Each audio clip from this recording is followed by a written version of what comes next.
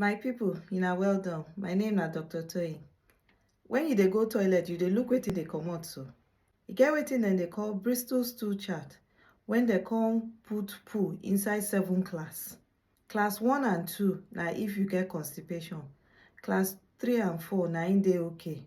Class 5 to 7 na im be diarrhea or purge. I go explain every class for you so that you go know. Class 1 na when the thing come hard, and when you dey pass am, you dey get wahala. E come be like chin-chin. Class 2 na when e hard, but then e come dey together somehow. E come be like bunch of grape. Class 3 na when the thing e come hard, but then e come get like crack on the surface. E come resemble agbado or corn. Class 4 na when the thing smooth, be like snake, come be like boli.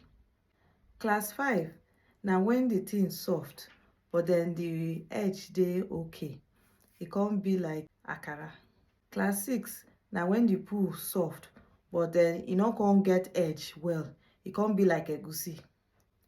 Class 7 na when the thing just water, come be like stew. Make you no dey look the color, na how the thing look, na I dey talk about. If every time you dey do class 1 and 2 or 5 to 7, abeg go meet your doctor. If you can't see blood or mucus for your poo, abeg go meet your doctor.